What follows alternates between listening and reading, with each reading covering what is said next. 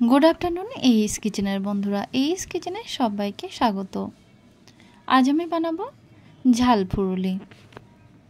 এই বৃষ্টির ওয়েদারে বিকালে চায়ের সাথে ঝাল ফুরুলি খেতে কিন্তু খুবই ভালো লাগবে। তাহলে চলুন দেখে নেওয়া যাক আজকের রেসিপিটা। ঝাল ফুরুলি বানাবার জন্য এখানে আমি নিয়েছি মেজারমেন্ট কাপের 1 কাপ পরিমাণে মটর ডাল নিয়েছি। আর এটা বেশ কয়েকবার ভালোভাবে ধুয়ে কিছুটা জল দিয়ে ভিজিয়ে রাখবো 1 ঘন্টা। 1 ঘন্টা পরে দেখুন ডালটা অনেকটাই ভিজে গেছে। ডালটা ভিজে গেছে। এখন আমি একটা ব্লেন্ড জার নিয়েছি। জারের মধ্যে ডালগুলো দিয়ে তার মধ্যে 4 থেকে 5টা কাঁচা লঙ্কা দিয়ে দেব আর কিছুটা ধনিয়া পাতা দিয়ে দেব। দিয়ে বেশ ভালোভাবে পেস্ট করে নেব। এখন পেস্টটা একটা বড় পাত্রের মধ্যে নিয়ে নিলাম আর স্বাদমতো বিট লবণ অর্থাৎ ছোট চামচের হাফ চামচ বিট লবণ দিয়ে দিলাম আর হাফ চামচ দিলাম আজওয়াইন, হাফ চামচ দিলাম গোলমরিচ।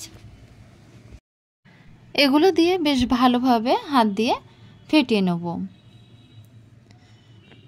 দেখুন খুব ভালোভাবে ফেটিয়ে নিতে হবে। আর এগুলো পেস্ট করার সময় অর্থাৎ ডালটা পেস্ট করার সময় খুব বেশি মিহি পেস্ট করা যাবে না, একটু দানা দানা রেখে পেস্ট করতে হবে। এখন মিডিয়াম ফ্লেমে একটি কড়া বসিয়ে কড়ার মধ্যে বেশ কিছুটা সাদা তেল দিয়ে গরম করতে দেব। এবার গরম তেলের মধ্যে হাতের মাপে দেখুন ছোট ছোট করে আমি ফুরুলিগুলো গরম তেলের মধ্যে দিয়ে দেব। উল্টে পাল্টে বেশ ভালোভাবে এরকম যখন ব্রাউন কালার চলে আসবে তখন তেল ঝরিয়ে তেল থেকে তুলে নিতে হবে। বাদবাকি মিক্সচার থেকে আমি কিন্তু একইভাবে ফুরুলিগুলো তৈরি করে নেব। উল্টে পাল্টে বেশ ভালোভাবে ব্রাউন কালার করে তারপরে তুলে নেব।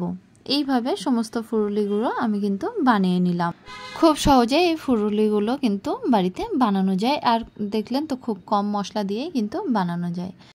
তাহলে বন্ধুরা একদিন বিকালে চায়ের সাথে এরকম ঝাল ফুরুলি গরম গরম করে খেয়ে দেখবেন, আশা করছি খুবই ভালো লাগবে। ঝাল ফুরুলির রেসিপিটা ভালো লাগলে অবশ্যই আমাকে কমেন্ট করে জানাবেন আর ভিডিওতে একটা লাইক করবেন। আর চ্যানেলটা যদি এখনো পর্যন্ত সাবস্ক্রাইব করে না থাকেন তাহলে অবশ্যই সাবস্ক্রাইব করার জন্য অনুরোধ থাকলো।